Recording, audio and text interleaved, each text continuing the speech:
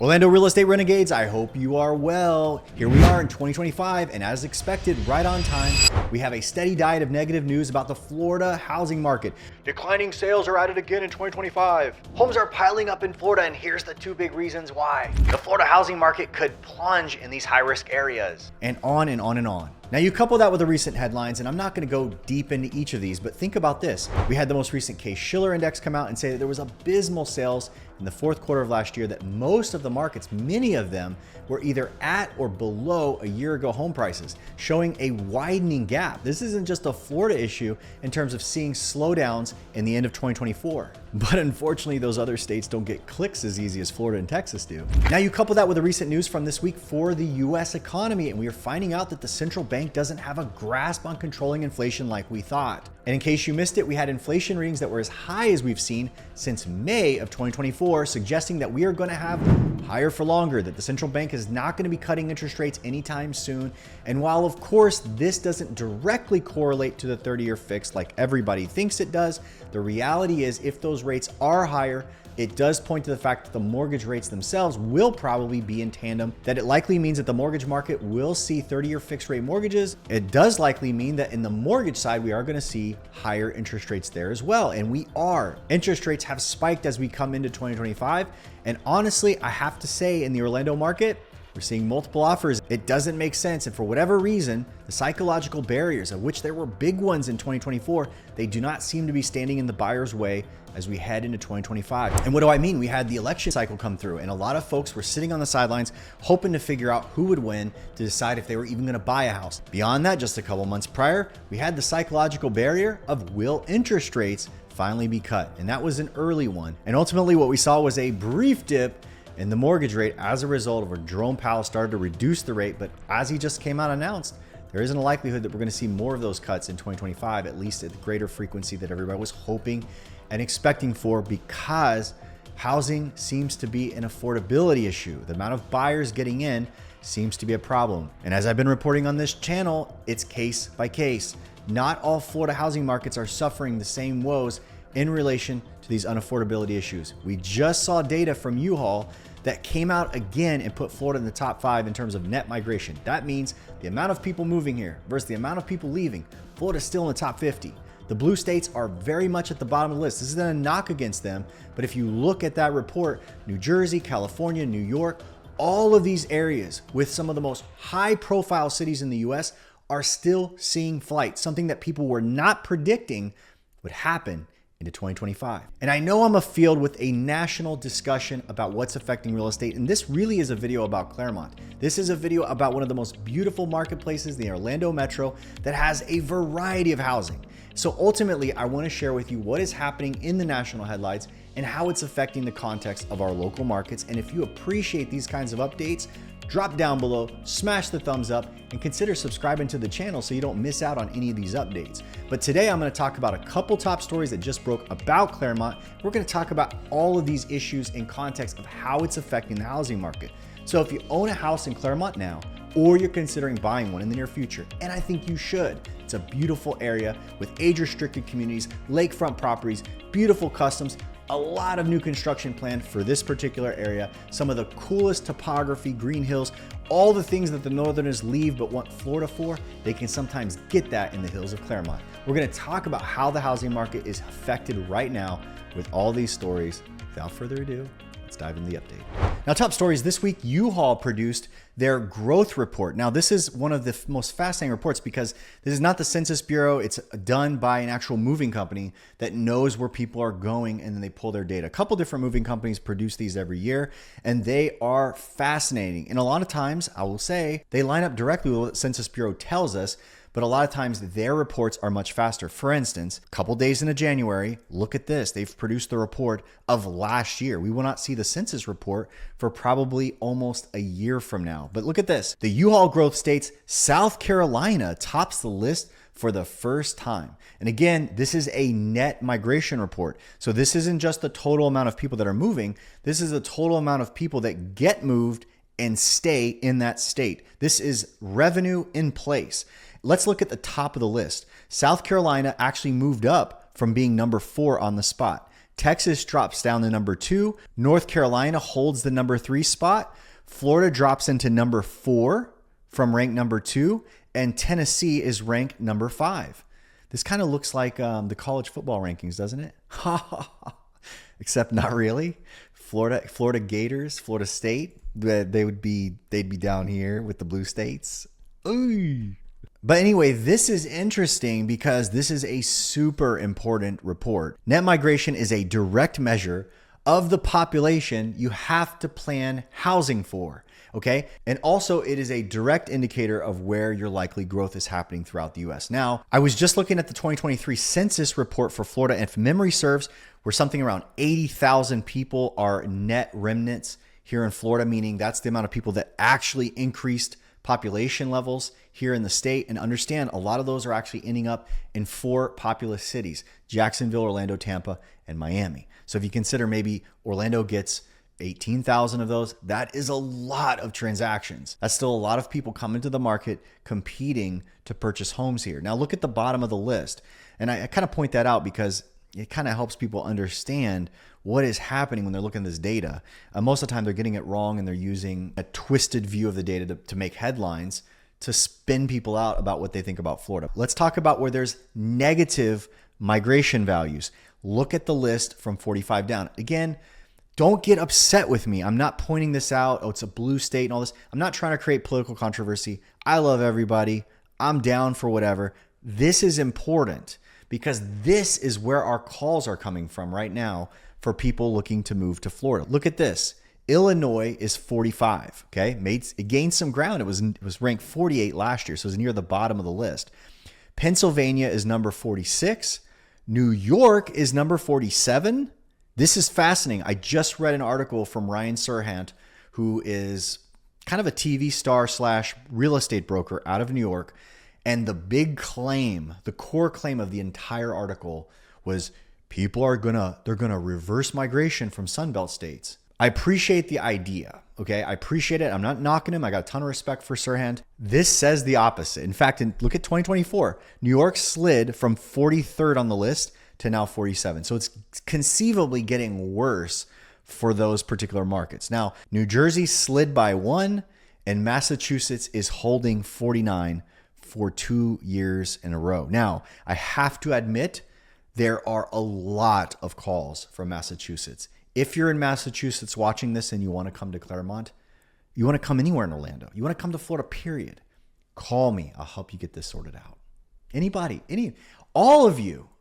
And I know Floridians aren't excited about me saying that about any of these states at the bottom of the 50, but I'm down to have you here. Let's go. Let's go. Orlando area homeowners, don't pay too much when you list your house. I'm Jared Jones, and I list your home for just 3% so you can save thousands. Don't let anyone you know sell before talking to me, Jared Jones, top selling area agent, where I list your home for just 3%.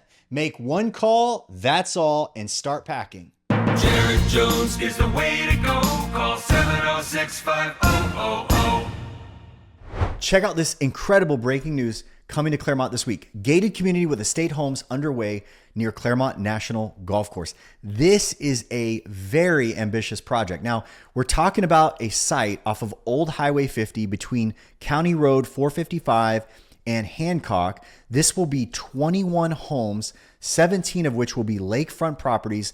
This is the Windermere-based Resolute Development Group that's working on this. They plan to sell the homes with lake frontage from $2 to $3.5 million. The remaining homes they're planning to sell for about $1 million. These properties are going to actually range from 4,000 to 6,000 square feet. The lots are going to be between a quarter and a half acre lot. And as you can see, the groundwork in this area has already begun, and this is an amazing site. If you haven't seen this particular area, it is very beautiful. It's close to everything, and it's going to be tucked away kind of off of Highway 50 with a gate. You're going to have a little bit of an exclusive feel, very limited offer on this particular neighborhood. It'll be interesting to see how this project unfolds. And by the way, in the distance, you're going to have fairway views from, I believe, Summit Green's golf course that kind of wraps around the lake there on the west side. What's funny is I was setting this story up, I was thinking, oh, this is a competitor to Bella Collina. And at the bottom of the story, the developer says that this community will be offering a more affordable price point than Bella Collina, which, by the way, Bella Collina is attracting celebrities and athletes. Recently, you had the New York Mets shortstop Francisco Lindor bought a home in Bella Collina for $3.5 million. In 2021, Robert Griffin III sold his Bella Collina residence for $4.24 million. So something a little unique and offered just south of Bella Collina. Obviously, this isn't going to have the same level of amenities. Bella Collina's got its own clubhouse and it's got a spa on site and a lot of different things. And honestly, there is a pocket of folks, a luxury buying class that doesn't necessarily want to pay forever on monthly memberships and things to exist around a golf environment that they're really not taking advantage of. So something for everyone, very exclusive though. And depending on how they build these homes, this is gonna be amazing to see how this comes out. Real quick, before we jump into Clermont sales, let's go ahead and take a look at the Orlando metro area. We had closed sales this past month down negative 1.2%. This isn't bad, okay? We rounded out the end of the year. We had Hurricane Milton come through a couple months before the very end, and that puts a big damper on pendings for a series of weeks. So to be honest, having closed sales down only -1 is good. Cash sales, cash as a percentage of sales, down 15-16% for both. This has been a common trend throughout the year that cash buyers have been pulling back a bit throughout Florida.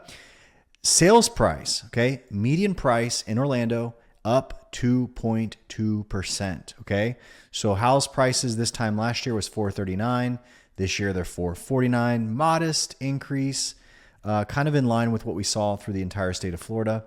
Dollar volume, flat. Median percent of original. Check this out. Sellers in the marketplace this year are getting just shy of 97% of their original asking prices. 96.9. They're giving up a little bit because this time last year they're getting close to 98%. So down a full percentage point means sellers up to this point were kind of giving a little bit more to get their home sold. Now let's take a look at this. It's taking 62% longer to sell a home. 24 days in Orlando versus 39 days. Or I should say 39 days this year versus it was 24 days last year. Still modest, right? 39 days is not that long to sell a house. Look at this. Very interesting data right here. New pendings. Most recent month we have as we round out the end of the year was up 12%. Very good. Okay, so that's strong. We had a lot more contracts formed. Again, we're past election cycle. That kind of reinvigorated the economy. New listings were down. So look at this. That's a swing in the right direction. You have a lot of buyers and you had less inventory go to the market. Okay, that tightens the market up, especially if you start running a few months like this. This is throughout the entire market of Orlando. The entire inventory in Orlando was just shy of 7,000 homes a year ago. It's now over 9,200 units. So we've grown by about 2,300 units in the past year, a 33% increase. Again, I want to show you these last two statistics. These are very important for the health of the entire market. Months of supply across Orlando was 2.8 months of supply. This year, it's 3.9. It's almost 4 months. What does that mean? That's the feel, that's the pace, the speed of the market. If you stop listing homes, how fast would you sell off all the inventory? This is the direct metric to kind of show you how much favor the buyer has or the seller has. If this gets really, really high, buyers have a lot of control in the market because they can kind of look around, take their pick. If this gets really low, towards a 2.8 months like it was a year ago, it's a little bit strong for the seller. But this year, it swung the buyer's way. But it's still 3.9. 3.9 is a long-running average for Orlando. Upper 3-month range. This is kind of normal for the economy, pre-pandemic norms. And the rest of the marketplace, I would say, if you pointed to the rest of the U.S., they're feeling the exact same way as well. These are the trends that the nation as a whole puts up right now, 3.8, 3.9. So for all the nonsense you're going to hear, the clickbait articles that just, they get views. If they talk about Florida, if they talk about Orlando, those are the kinds of articles that are going to get attention. And keep in mind, that's the number. The number in Florida, the number in Orlando is running right on the national average.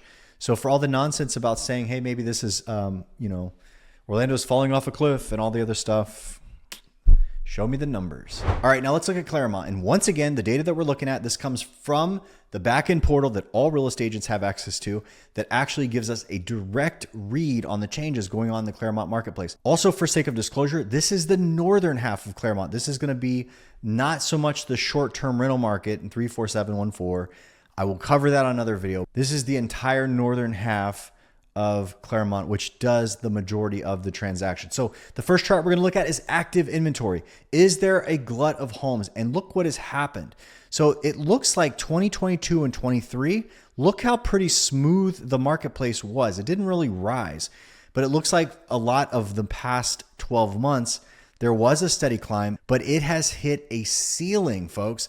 Sometime back at the end of summer, the market has gone straight sideways and there really hasn't been any more gains. So it stayed right around 290 units for 4 months straight. So it really wasn't a burst of increase.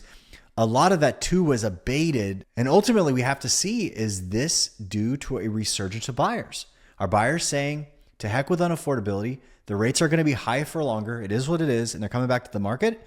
Or is there just a massive pullback of sellers in this market? And what can buyers do about it? Let's make some predictions for 2025 and see what's really going on here. Hey, it's me interrupting myself. Are you looking to buy or sell? One call does it all, and you'll put 23 years of experience and nearly 4,000 satisfied home sales to work for you. All right, the next chart we're going to look at is listings.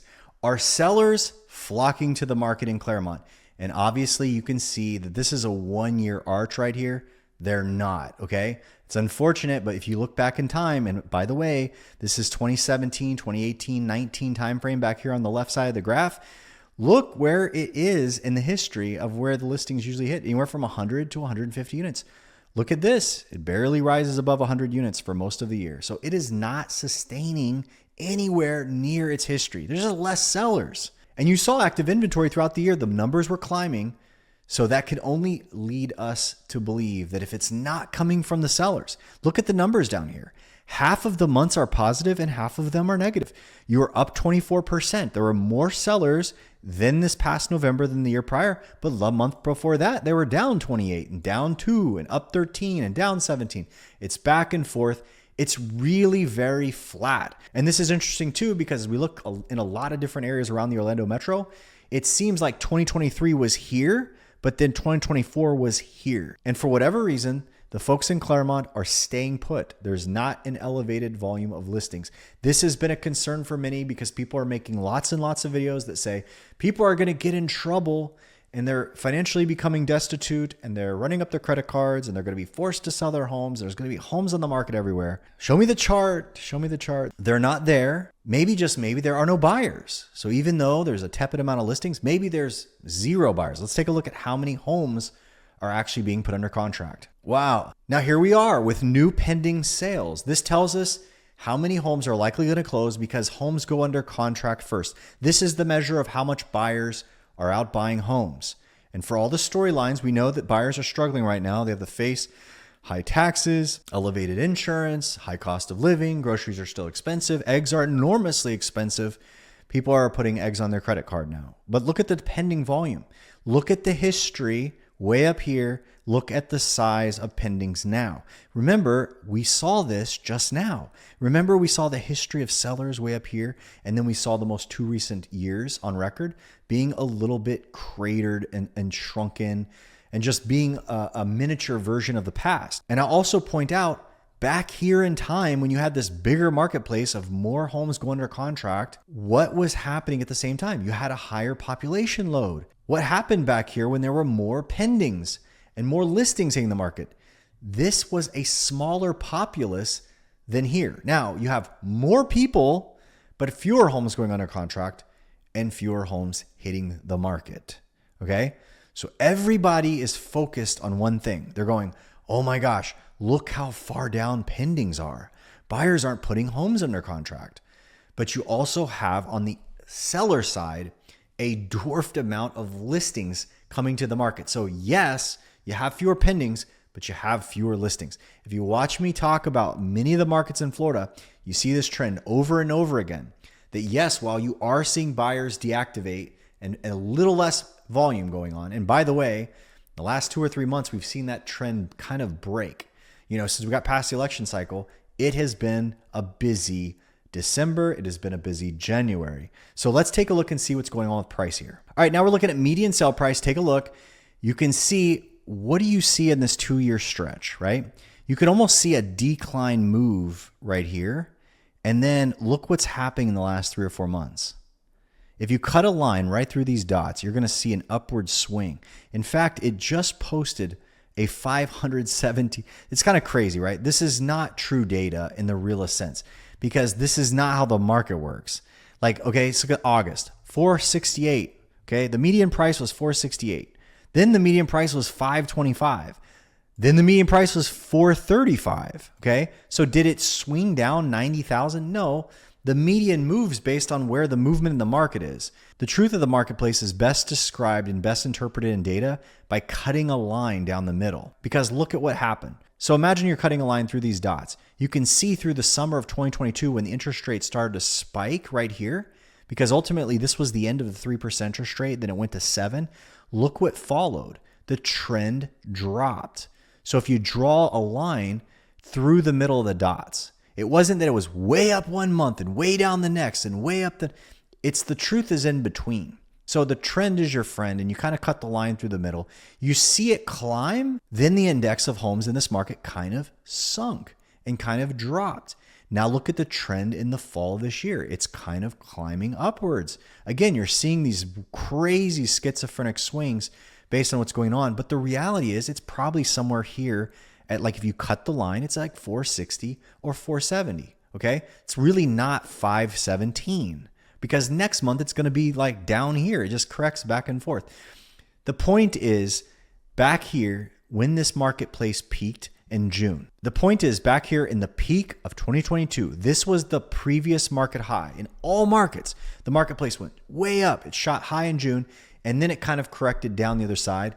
And ultimately, this is honestly, in all likelihood, just really flat against this peak. And where the peak really is, when you cut through the mix of these down and up trends in the last couple months, it's right here in the middle. Same at this point. So you'd say, Jared, what's going on in the market? It's flat. It's literally flat. It peaked here and it's peaking here. And by the way, if it goes in the spring hot, it's going to be even higher. We're actually going to break through the 2022 peak for the first time in 2 years. And that's a good thing for people in 3471. A lot of folks bought back here and they're going to want to sell again. For whatever reason, they have to relocate out of the area. It's going to be nice so they can hopefully meet a comparable sale price to what they entered the market in. Fascinating chart here. This is called median percent of original list price. This is how much sellers are negotiating in order to get rid of their homes. Fascinating look to see the marketplace dropping like this on the data. For whatever reason, the homes that are selling are expensive homes according to median sell price. But take a look at this. It is down -2%, 1.3 the month before that. It's been running a lot of negative months. What does this mean? When a seller is getting 95.3% of their original asking price, they're giving money away from where they started. Okay. This isn't a one-sided reason. Yes, it does mean that buyers probably have an upper hand in negotiation over the past 3 or 4 months, but it also could mean that pricing is getting a little bit out of line. And sellers, for whatever reason, are having to back down off of their starting price. We oftentimes see this, right? Hey, I think I can get X. And then before they know it, they're 1 or 2 price reductions away from that number before they actually sell. Now, my friends, months of supply. This is the best data you can check out to see how strong the market is at Clermont at any given time. When it rises, it is buyer favored. Okay, the higher it goes, the more strength the buyer has.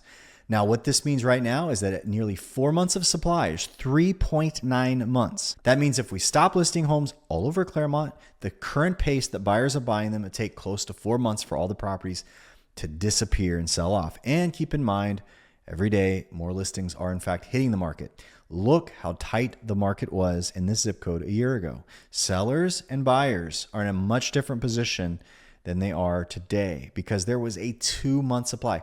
It is up 70%, which again, look at this. Back in history, this marketplace usually ran between 2.5 and 3 months of supply. Incredibly hot. It's hot for just the area of Orlando. It is a hot rated metric at 2.5 months anywhere in the country. Okay, so that is a fast moving market. So it feels a little slower, but 3.9 months is dead even to the entire Orlando metro as I just showed you. Okay, this is why I kind of wanted to start. I didn't know this was going to match up, but that's sometimes how it goes. And again, as I mentioned in the opener too, 3.9 months also is very representative of the feel of the market everywhere in the country. However, it is elevated for Clermont. And as you can see, it looks like the nature of the marketplace here is that it just is kind of creeping higher and higher. Okay. And honestly, if it goes to 4.1 or 4.2, does it matter? Not really. I mean, it's not going to feel much different than now. It's got to go to like 5.5, 6 months of supply for there to be a much different feel in the market. Like, wow, there's a lot of supply. Wow, as a buyer, I have an upper hand. At this point in time, this is by all measure a very balanced market. Sellers, you can sell. There's not an oversupply. Buyers, you can buy. There's not an over competition of other buyers. There's more than likely less cash buyers in competition with you in this marketplace. So overall, it's an even balanced market. There's not a lot of either party in the market. It's just a smaller market overall. And unfortunately, that could be the way it unfolds in 2025 for this marketplace all over again. We'll have to wait and see. If you're in the Central Florida area and you're looking for a great church, I'd love for you to join me at the Grove Bible Chapel. Just visit joinmeatthegrove.com for full details. By the way, when you're buying or selling a home, the process itself can feel overwhelming. That's why you need a great real estate expert to turn it around for you. That's why you need to make one call, that's all, and put my 23 years of experience and nearly 4,000 homes sold to work for you. Jared Jones is the way to go. Call 70650.